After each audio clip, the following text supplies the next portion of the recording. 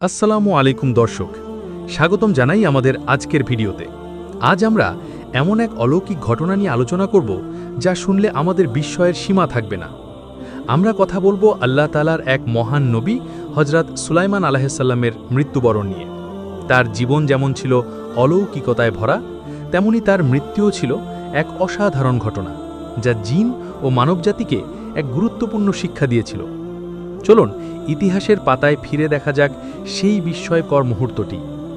হযরত সুলাইমান আলাইহিসসালাম ছিলেন একজন নবী এবং এক বিশাল সাম্রাজ্যের বাদশা। আল্লাহ তাআলা তাকে মানুষ, জিন, পশু পাখি এবং বাতাসের উপর নিয়ন্ত্রণ করার ক্ষমতা দিয়েছিলেন। তিনি জিনদেরকে বিভিন্ন কঠিন কাজ করাতেন, যেমন প্রাসাদ নির্মাণ, ভারী জিনিসপত্র বহন করা ইত্যাদি। জিনেরা তার ভয়ে সর্বদা কাজে নিয়োজিত থাকত। হযরত সুলাইমান আলাইহিসসালাম যখন তার জীবনের শেষ প্রান্তে পৌঁছান, তখন তিনি মালাকুল মাউত, মৃত্যুর ফেরেশতাকে তার মৃত্যুর কিছু আগে জানাতে বলেছিলেন।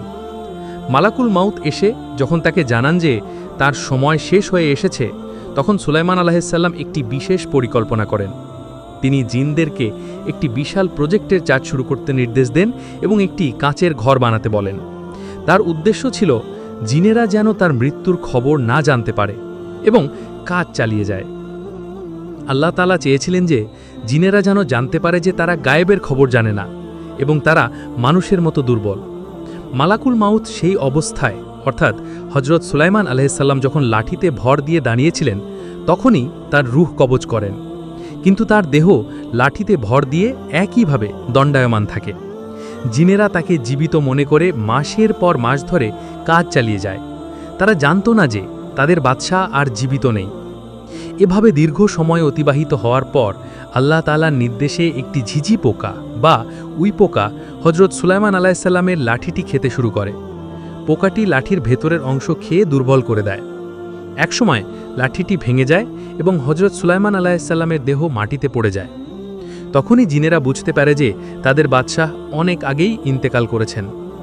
এই ঘটনাটি জিনদের জন্য একটি বড় শিক্ষা ছিল যে তারা গায়েবের খবর জানে না।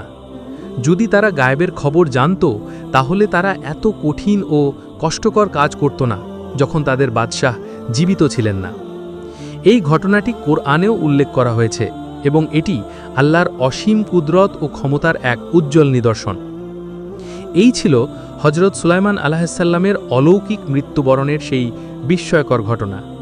এই ঘটনাটি আমাদেরকে স্মরণ করিয়ে দেয় যে ক্ষমতা বা প্রতিপত্তি যতই হোক না কেন, প্রতিটি প্রাণীর জন্যই মৃত্যু অবধারিত। একই সাথে এটি জিনদের গায়েবের খবর না জানার প্রমাণ এবং আল্লাহর অসীম ক্ষমতার এক চমৎকার দৃষ্টান্ত। এই ঘটনা থেকে আমরা শিখি যে আমাদের সকল চেষ্টা ও কর্মফল আল্লাহর হাতেই নিহিত। আশা করি আজকের এই আলোচনা আপনাদের ভালো লেগেছে এবং আপনারা এই অলৌকিক ঘটনা সম্পর্কে নতুন কিছু জানতে পেরেছেন।